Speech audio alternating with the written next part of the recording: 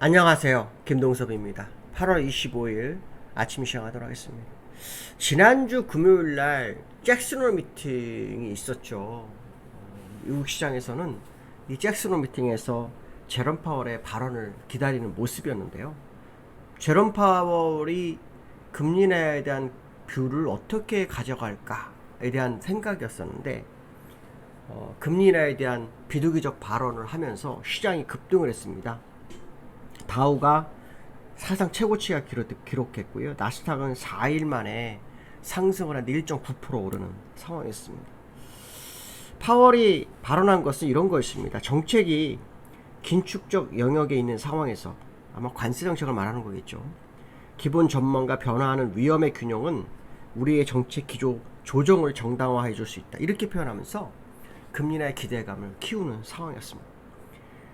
노동시장이 안정적으로 보이지만 노동 공급과 수요 모두 뚜렷하게 둔화한 데서 비롯된 특이한 균형이다. 이렇게 얘기하고 있죠. 공급도 줄고 수요도 주는.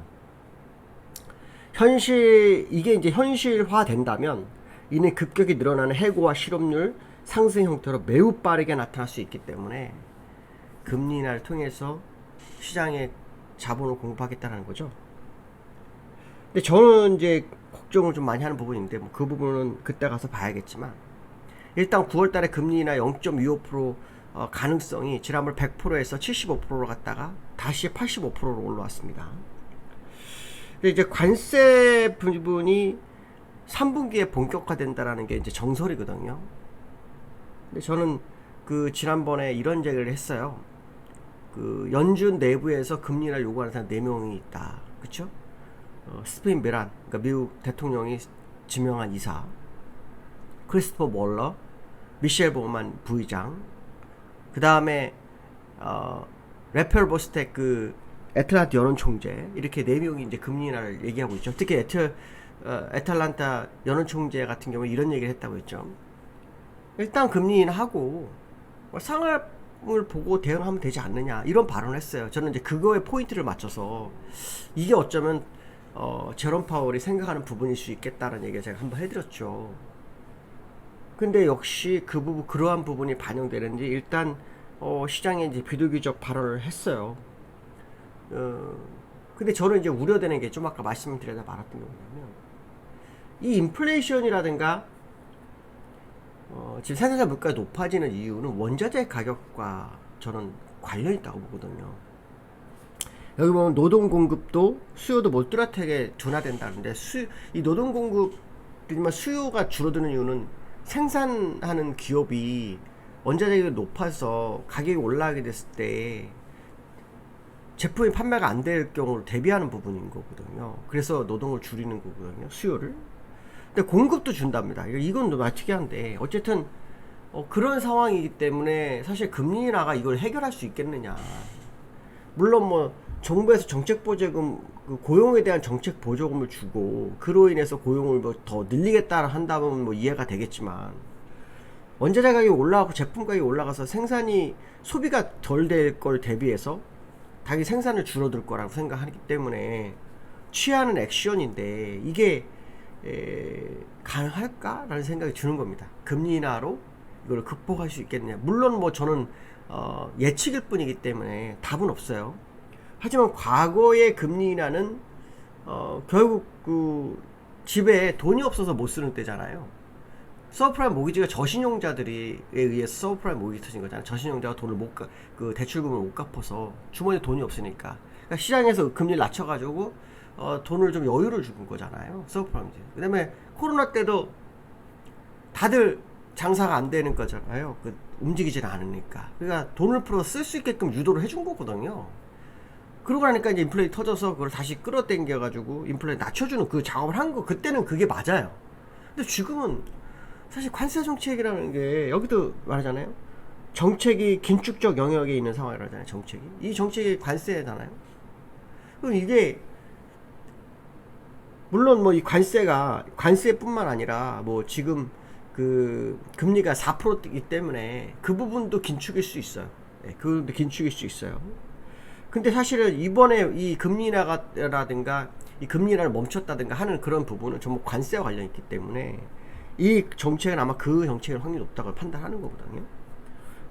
그러면 이게 진짜 맞을까라는 의문점이 생깁니다. 저는 어쩌면 레펠 버스텍처럼 그냥 정치적 협상을 한 거 아닐까 생각도 듭니다. 일단 금리 인하를 해야 되는데 명분은 없고, 명분을 고용으로 갖다 바치고, 일단 금리 인하를 해주고 상황을 봐서 대응을 하겠다, 뭐 그런 분위기가 아닐까, 그 생각을 해봅니다. 그래서 물론 그거를 우리가 잘못 해석하는 걸 수도 있어요. 그렇지만 이제 우리는 이제 뉴스의 흐름을 보는 거거든요. 뉴스의 흐름을 보면 그 뉴스의 흐름 속에서 이 금리 인하를 뭔가 할 것만 같은 느낌을 줬던 이유는 주장하는 게 아니라 그 내부에서 어떤 뭔가 이렇게 제기되는 부분이었는데, 그게 그 애틀란타 연은 총재의 발언이었거든요. 그래서 제가 이제 그 부분에 포인트를 봤었는데, 지금 상황이 딱 그 상황이다 이렇게 보는 거거든요. 그래서 혹시나 뭐 어떻게 될지는 모르겠지만 일단 금리라는 규정 사실로 되고 있는데, 문제는 뭐냐면 정말 9월에 할 거냐, 그리고 정말 폭이 얼마큼 될 거냐, 이거에 대한 싸움이거든요. 이제 그쪽에 포인트가 맞춰질 거다. 그러려면은 지표를 더 보려고 할 거예요. 이번 주에 개인 소비 지출 발표되거든요. 연준이 가장 선호한 지표 중에 하나고 하죠. 이거 한번 나올 거고요. 그 다음에 이제 실적도 한번 뭐 상황을 보겠죠. 기업 실적이 어떻게 돌아가고 있는지. 왜냐하면 미관세가 3분기에 본격 영향을 미칠 거라는 게 시장의 중론이기 때문에, 그 부분이 맞다고 한다면 이제 실적도 점점 이렇게 꼬꾸라지는지 아닌지 봐야 되는데, 그 중에 이제 엔비디아 실적 발표가 오늘 있습니다. 그래서 한번 그걸 보셔야 되겠죠. 어제 지난주에 금리 인하 하면서 나스닥 기업 기술주들이 많은 나스닥이 시장이 엄청 많이 올랐기 때문에 이제 그런 부분 한번 확인해 볼 필요성이 있고요.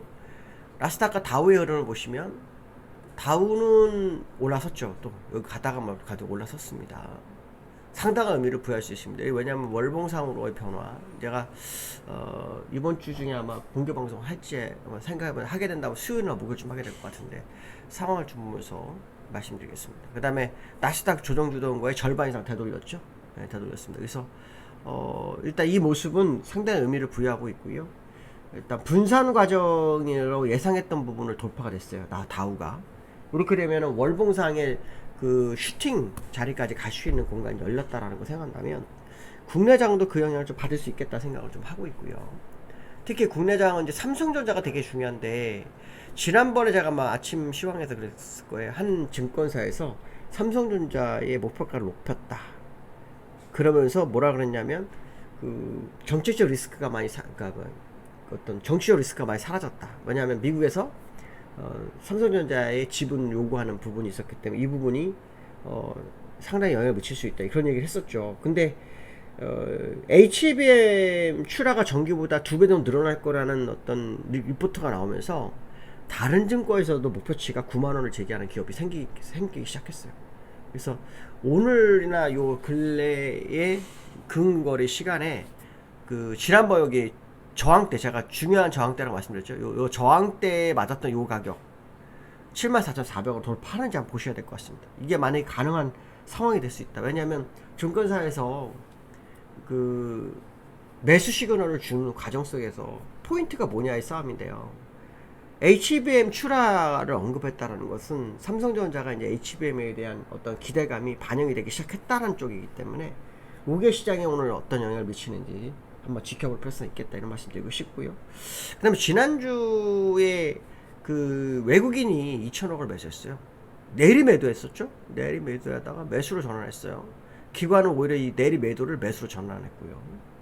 오늘 외국인들이 이 매도하던 거를 지난주 금요일에 매수했기 때문에 다시 매수로 전환하는지, 특히 삼성전자의 주식을 사는지 봐야 되는데, 삼성전자를 그 외국인들이 샀어요. 물론 여기 파란 날도 있었지만 요 근래 다시 샀어요. 그래서 삼성전자의 기대감이 다시 나타나는가라는 어떤 부분, 이런 부분 보셔야 될 것 같고, 삼성전자가 만약 오른다 그러면은 상당한 의미를 부여할 수 있는 가격, 아까 말한 74,400원 보셔야 될 것 같고, 그 다음에 원달러가 지금 그 1393원인데 이 상단선 싸움을 계속 하고 있어요. 상단 싸움.